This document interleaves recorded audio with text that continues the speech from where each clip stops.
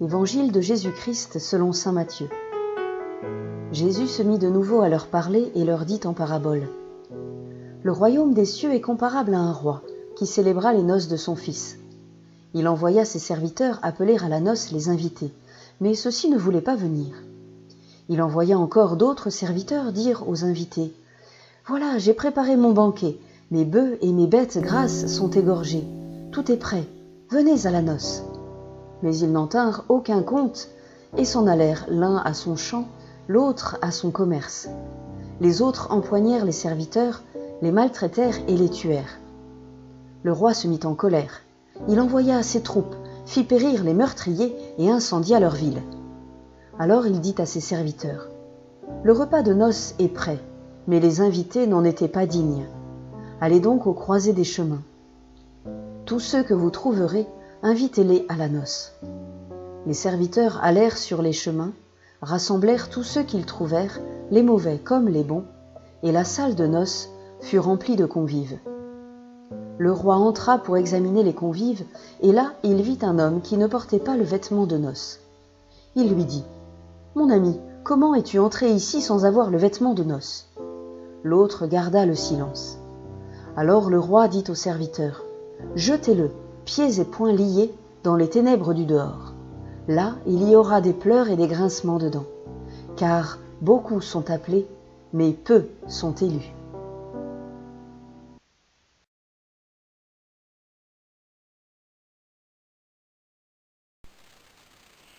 L'histoire se passe dans un royaume.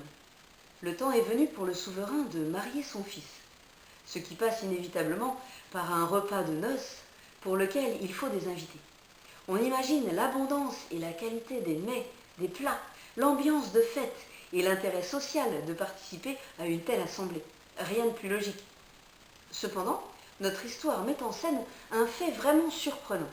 Aucun des invités prévus n'accepte l'invitation. Leur prétexte ? Ils ont des engagements plus urgents. Comment alors remplir la salle ? Le roi trouve aussitôt la solution.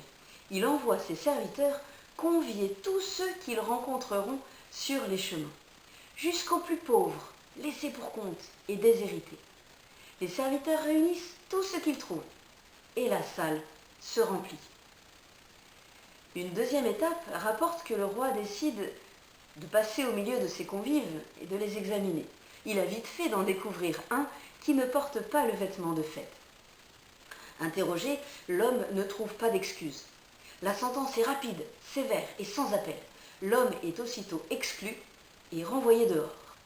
Coup de tonnerre dans le paysage que la première partie de la parabole semblait nous décrire.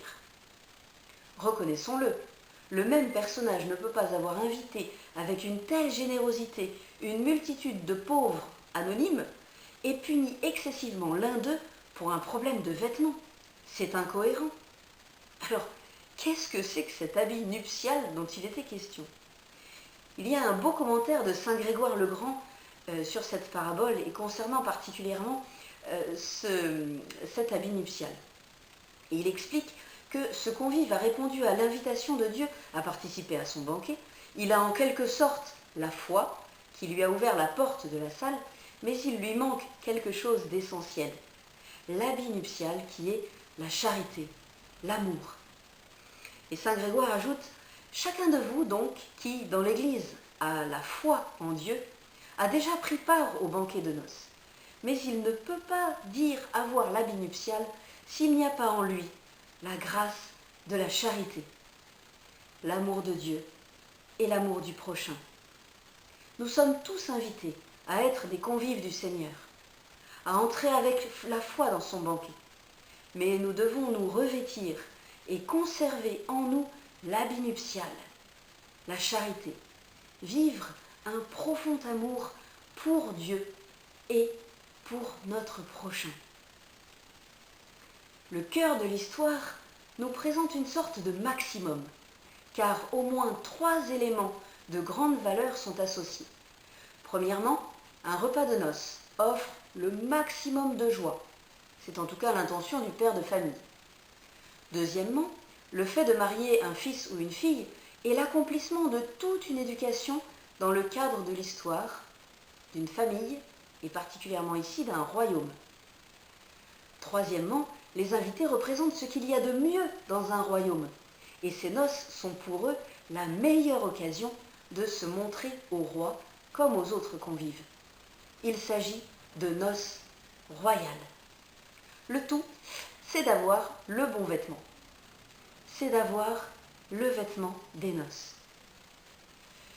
Ce vêtement, la tradition rabbinique l'interprète en disant qu'il symbolise les œuvres que le fidèle peut accomplir jour après jour, les œuvres que le chrétien peut accomplir jour après jour. Ce vêtement, ce sont les œuvres du chrétien, les œuvres d'amour et de charité. Chacun de nous est cette humanité complexe invitée au festin. Chacun de nous est appelé à être le serviteur qui invite, qui rassemble à la fois son propre être, sa propre personne, et les autres hommes et femmes dans le corps du Christ. Nous sommes invités à nous réjouir des noces du Fils de Dieu avec l'humanité. Mais nous sommes aussi cette fiancée que Dieu aime d'amour et qu'il épouse. Nous sommes le Fils du roi, Dieu nous ayant adoptés par grâce, que nous soyons bons ou mauvais, Dieu ne nous déshéritera pas. Et nous sommes même ce roi. En effet, le texte nous parle ici d'un homme roi. Car si Dieu est effectivement fait évoluer le monde de l'extérieur, Dieu est aussi en chacun de nous, travaillant de l'intérieur notre humanité, créant avec nous et par nous aussi, un tout petit peu. Oui, Dieu fait évoluer le monde de l'extérieur, mais il est aussi là, à l'intérieur de nous, travaillant notre humanité, travaillant avec nous pour l'humanité. Dans cette parabole, Dieu invite. Mais à quoi? À partager sa vie. Il ne garde pas son amour pour lui, il veut que ça circule. C'est cela que Jésus appelle le royaume. Et il le compare à une fête. Tout le monde est invité dès maintenant.